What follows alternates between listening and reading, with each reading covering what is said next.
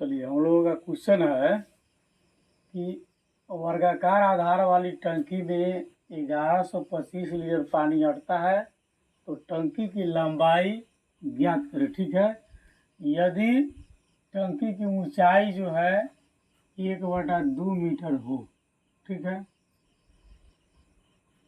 यानी कि टंकी क्या है, वर्गाकार आधार पर जो है रखा गया है। ठीक है, तो वर्गाकार आधार वाली टंकी है। ठीक है, टंकी का आधार क्या, वर्गाकार है, उसमें 1125 लीटर पानी अटका है तो टंकी की लंबाई ज्ञात करें। ठीक है, तो इसको हम आसानी से हल कर लेंगे।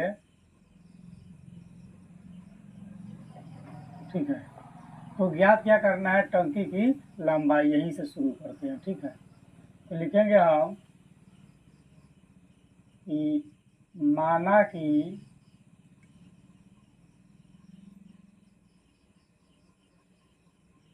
वर्गाकार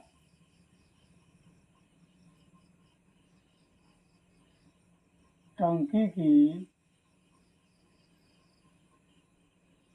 लंबाई इज इक्वल टू वर्ग की भुजा है। ठीक है, लंबाई इज इक्वल टू क्या है, वर्ग की भुजा है, तो इसको हम मान लिए ए। ठीक है, तो क्या मान लिए, ये वर्ग की भुजा है। ठीक है, यहाँ ए बराबर वर्ग की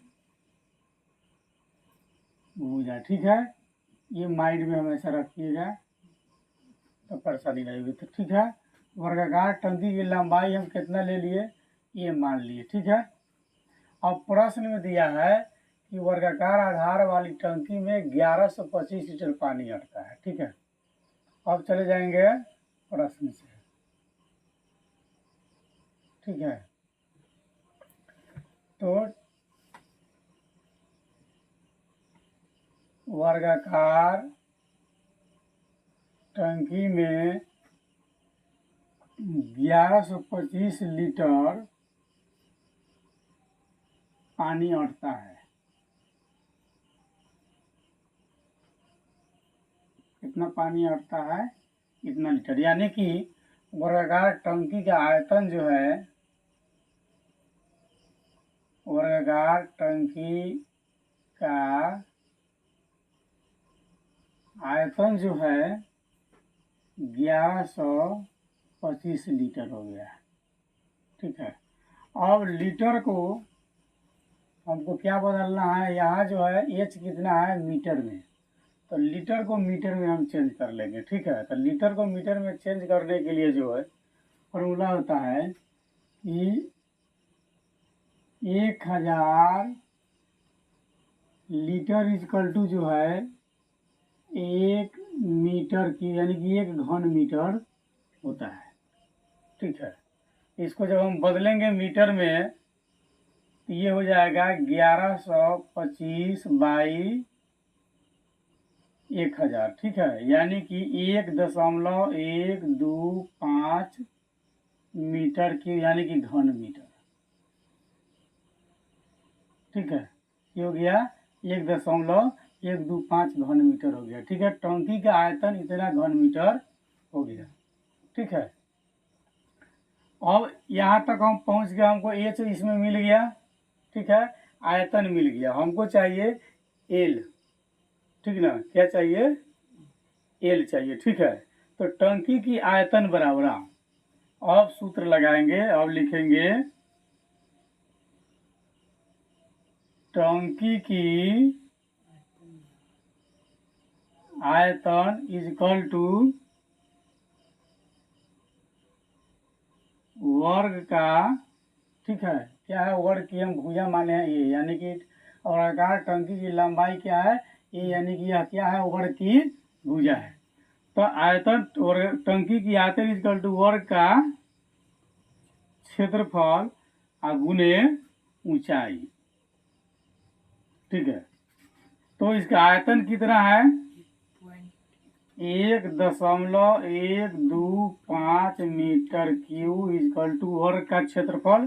तो वर्ग की भुजा कितना है, ए, तो वर्ग का क्षेत्रफल होता है भुजा स्क्वायर और गुने ऊंचाई कितना है 1/2, ठीक है, मीटर। ठीक है, अब आगे चलिए। तो ये हो जाएगा आपको 1.125 metre q is equal to a² 2 metre का सीधे मीटर।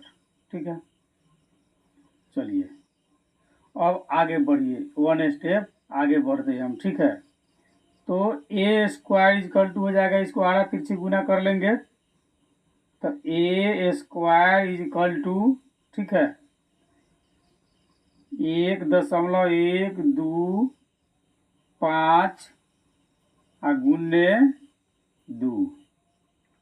ठीक है, अब a² इज इक्वल टू,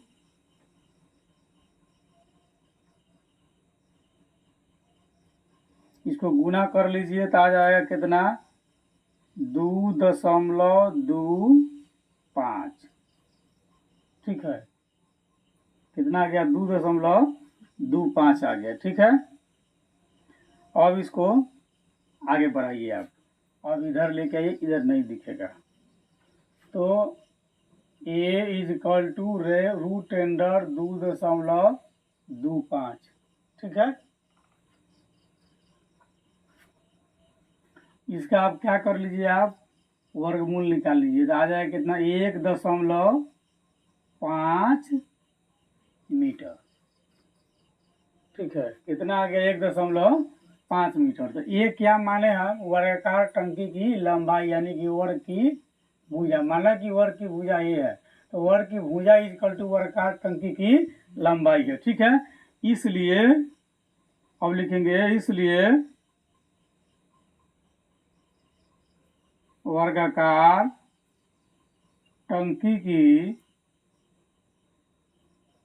लंबाई इक्वल टू 1.5 मीटर, या आप इसको लिख सकते हैं 15/10 कर लीजिए, ये हो गया 3/2, या लिख सकते हैं 1.1/2 मीटर। आंसर ये भी हो सकता है, आंसर ये भी हो सकता है, दोनों चीज समान है।